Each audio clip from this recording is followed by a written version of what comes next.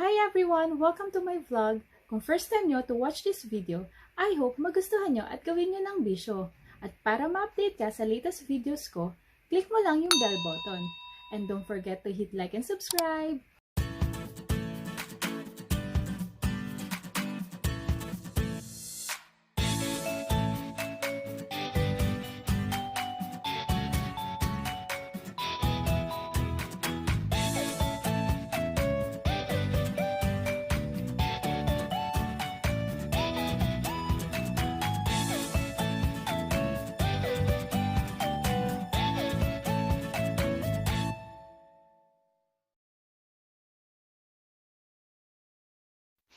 For our today's recipe, beef pares. Stay tuned!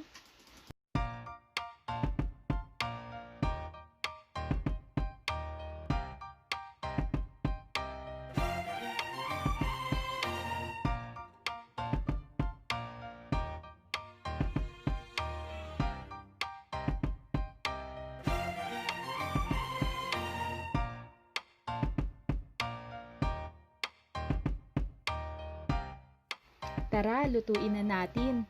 I-combine lang natin ang mga ingredients. Beef,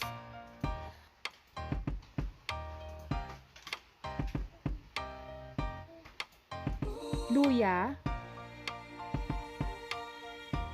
sibuyas, bawang, star anise,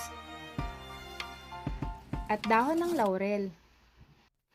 Tsaka natin ilagay ang beef broth. Kung wala naman kayong available na broth, pwede ng tubig ang ilagay. Maglalagay din ako ng toyo. Haluin lang natin para ma-distribute lahat ng ingredients.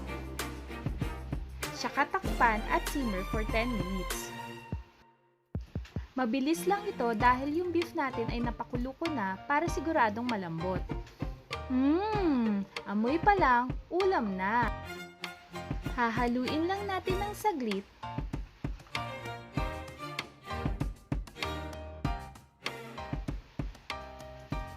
Idagdag ang asukal.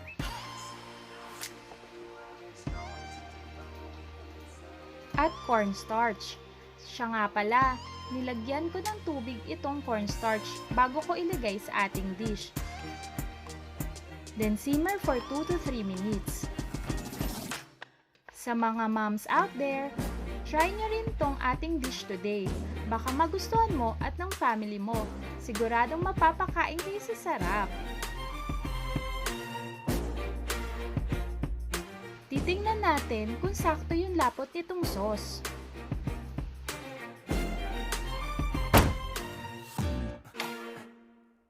Prepare naman natin ang fried rice. Maggisa lang ulit tayo ng bawang. Iingatan lang natin itong garlic na huwag masunog para hindi siya maging mapait. Pero pagkatapos natin igisa ay set aside muna natin at don't worry kasi kasama pa rin itong crunchy garlic sa ating fried rice. Crack natin itong itlog. At halu-haluin lang natin.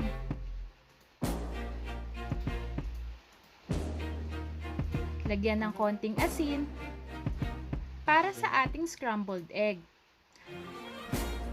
Ayan, hahaluin lang natin. Tapos, igigilid natin itong itlog. At ilalagay ko naman itong kanin. Paghiwa-hiwalay lang din natin.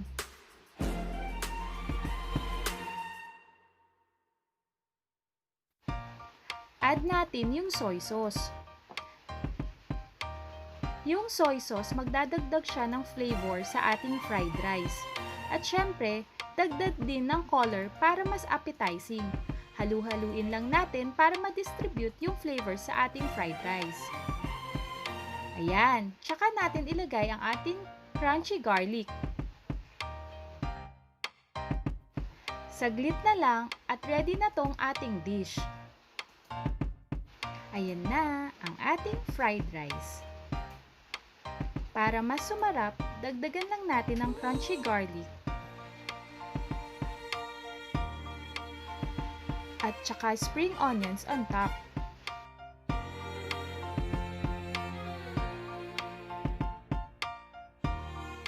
Beef pares kayo dyan!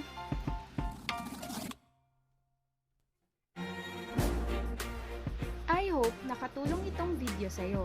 At comment down kung na-try mo nang lutuin itong dish natin today na beef pares. I will leave the list of ingredients below para matry mo din lutuin.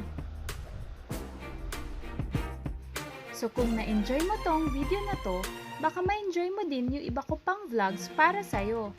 Till next time!